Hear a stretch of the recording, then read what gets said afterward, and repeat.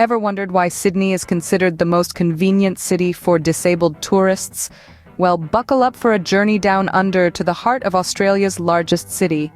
It's a tale of accessibility, innovation, and the sheer will to create a city that everyone can enjoy.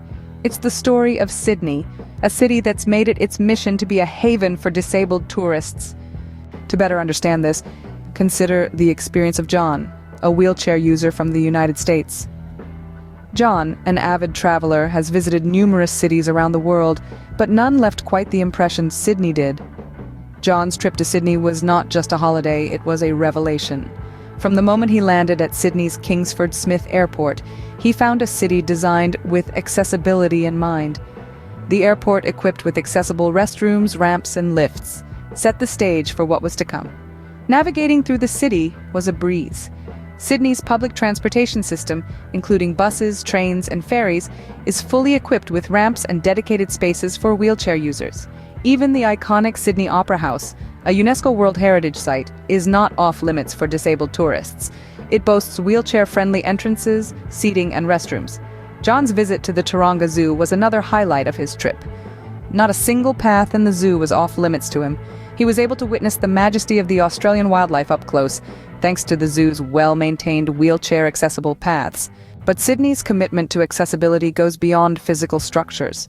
The city's services for the visually and hearing-impaired visitors are equally commendable. From tactile and braille signs around the city to induction loops and captioning services in theaters and museums, Sydney ensures that no one is left out of the experience. John's story is just one of many. It's a testament to Sydney's commitment to making travel enjoyable and accessible for everyone, regardless of physical ability. In summary, Sydney has become a beacon of accessibility for disabled tourists due to its comprehensive and thoughtful infrastructure that caters to all. From the airport to the public transportation system, from its world-famous landmarks to its services for the visually and hearing-impaired, Sydney has left no stone unturned in its quest to be a city for all. It's a city that doesn't just talk about inclusivity, it lives it. And that's why Sydney is considered the most convenient city for disabled tourists. It's not just about making places accessible, it's about making people feel included and valued.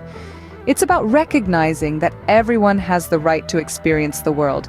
And Sydney, with its warm Australian spirit, has certainly set a gold standard for the rest of the world to follow. So remember John's story the next time you think about accessibility in tourism.